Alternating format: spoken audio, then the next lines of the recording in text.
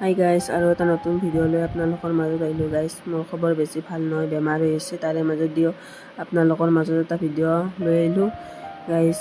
দাদাই পথাৰত যাওঁতে কৈ মাছ পালাক আৰু লাইট চাবা যাওঁতে মানে বৰষুণ দি আছে না, ইয়াতে কৈ মাছকেইটা ভাজলোঁ। ভাজি কিনে ঘৰৰে বিলাহী আছে, বিলাহী দি বনাম।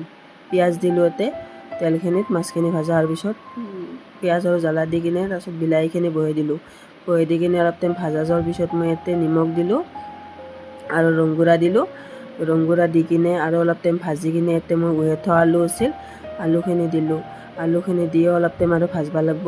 ভাজা যোৱাৰ পিছত আদা নহৰু বটা আছিল, আদা নহৰু বটাখিনি অলপ টাইম দিলোঁ। দি কিনে আৰু অলপ টাইম ভাজলোঁ। তাৰপিছত অলপ টাইম বেছি ভাজা যোৱাৰ পিছত মই অলপ জিৰা দিলোঁ। জিৰা দি কিনে অলপ টাইম ভাজি কিনে মই অলপ গাইছ পানী দিলোঁ। পানী দিয়াৰ পিছত উতল অহাৰ পিছত মই কৈ মাছকেইটা দিলোঁ ইয়াতে। দি কিনে আৰু অলপ টাইম বহুত উতল আহিব দিলোঁ। উতল অহাৰ পিছত মই এইখিনি আৰু নমাই দিম। মইতো খাব নোৱাৰোঁ গাইছ, অসুখ হৈ আছে। মোৰ কাৰণে অমিতা অলপ আছিল, অমিতা বনাইছোঁ, মায়ে বনাইছে। এতিয়া মায়ে খাব দিম কেনে হৈছে শুনব গাইছ।